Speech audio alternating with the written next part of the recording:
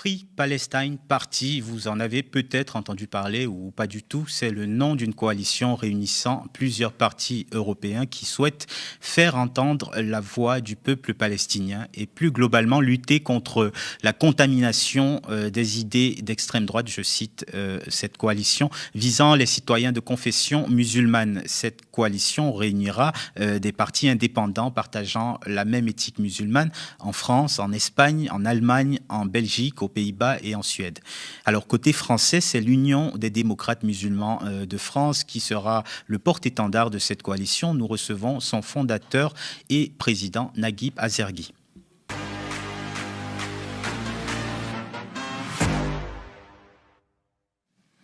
Bonsoir, Naguib Azergui. Bonsoir. Merci d'avoir accepté notre invitation. D'abord, est-ce que j'ai bien résumé l'objectif de cette coalition, porter la voix des Palestiniens et en même temps lutter contre l'extrême droite? Alors, vous avez bien résumé la synthèse. Alors, je vais juste corriger.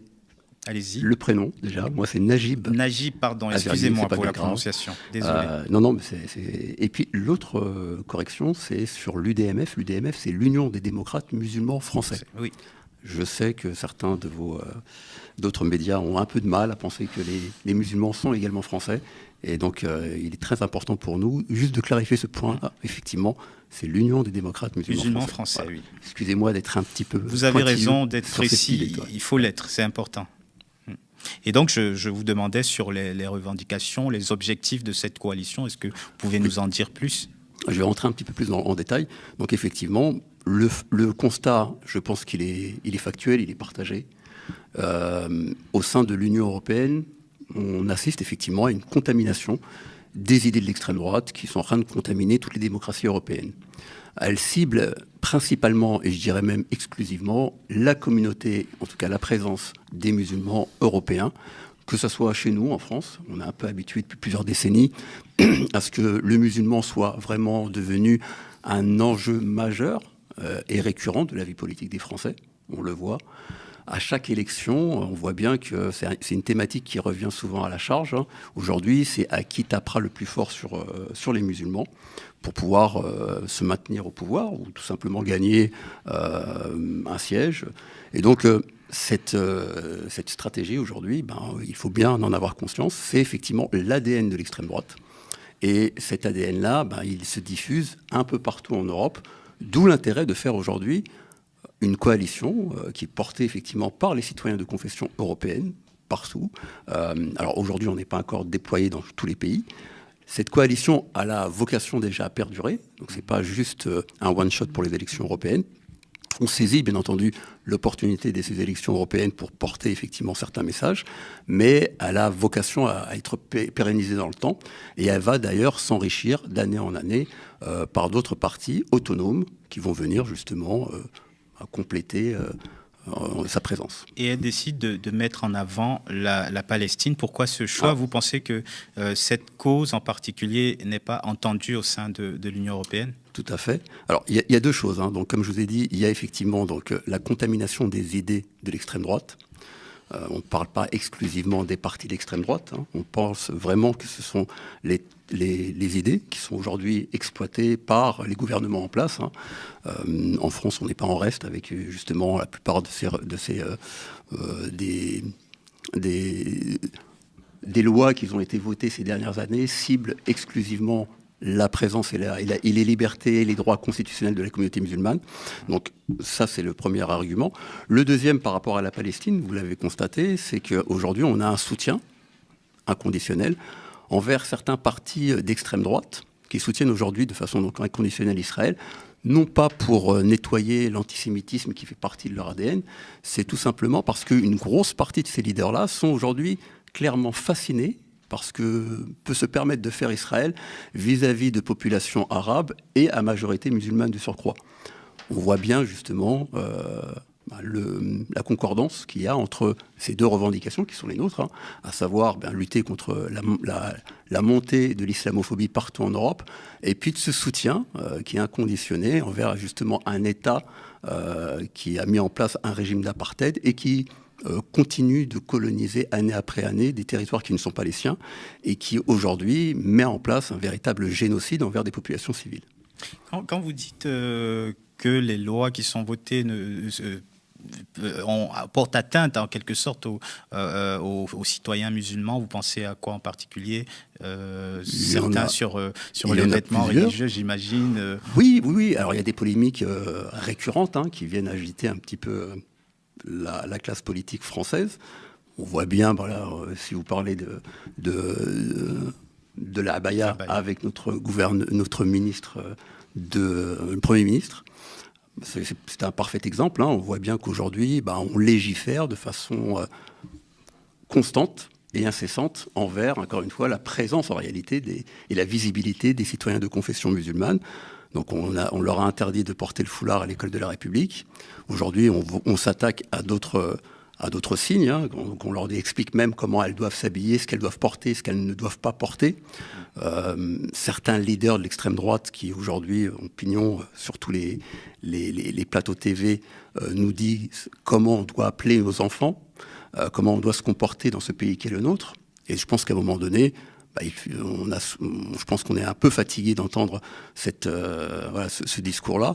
On a décidé de tirer les systèmes d'alarme et je pense qu'on sera jamais mieux représenté que par nous-mêmes, parce que la communauté musulmane en France est une communauté importante, qui a très peu de poids, on le voit bien sur l'échiquier politique, parce que tout simplement, d'un côté, elle est instrumentalisée pendant les élections par une certaine gauche, qui ne la représente pas toujours, en tout cas qui ne la représente pas du tout, même pour certains, et puis diabolisée par un autre pan de l'échiquier politique.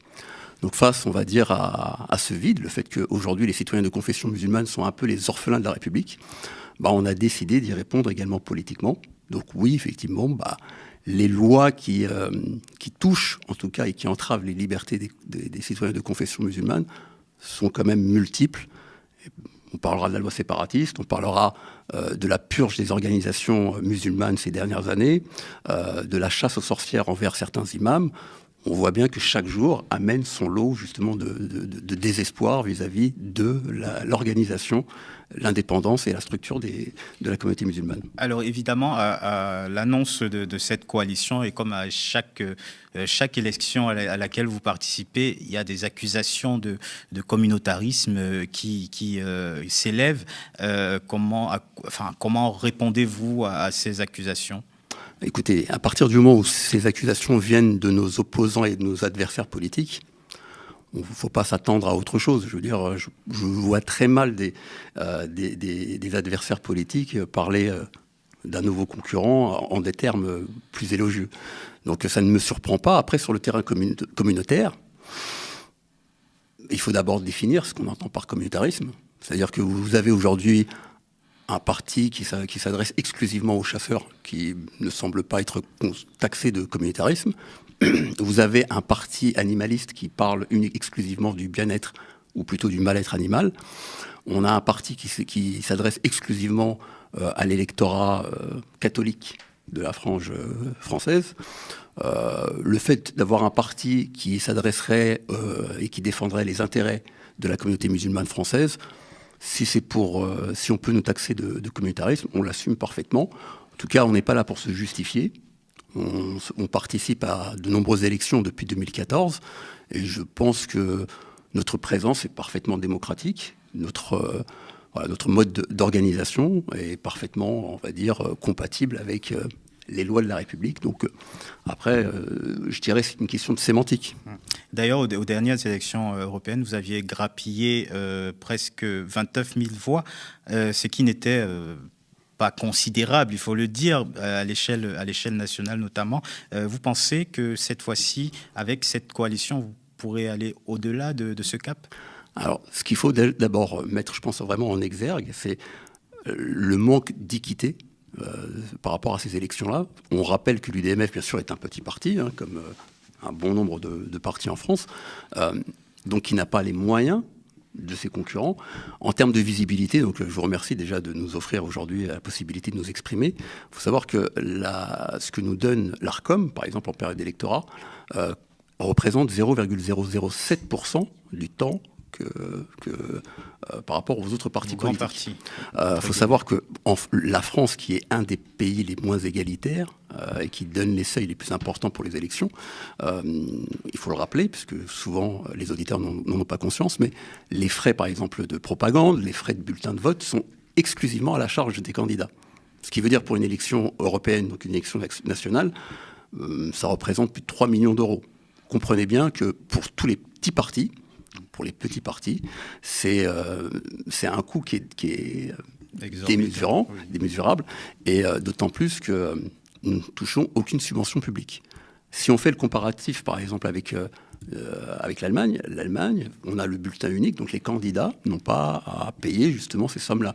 La Belgique, qui fait partie de la coalition aussi, n'a pas tous ces critères-là. Donc vous voyez bien que c'est extrêmement discriminant. Donc on n'a ni la visibilité médiatique qui nous permettrait de nous faire un peu plus connaître, ni la possibilité de déposer nos bulletins de vote dans tous les bureaux de vote. Donc réunir 30 000 voix avec des pics et des seuils très importants dans certains territoires, pour nous, en réalité, c'est des indicateurs qui sont extrêmement positifs. Et d'ailleurs, c'est ce qui peut-être nous a valu le fait d'être souvent attaqués. Alors, chaque année, on essaie de travailler différemment, d'innover dans nos modes d'expression. Donc oui, effectivement, cette coalition nous permet de mettre le curseur toujours un peu plus loin. Et puis, la finalité est toujours la même, c'est de pouvoir se faire entendre et de pouvoir diffuser un message qui soit légitime et audible par le plus grand nombre de citoyens. Alors, au-delà de la question palestinienne, votre programme comporte aussi des sujets comme l'écologie, l'évasion fiscale, la lutte contre les discriminations.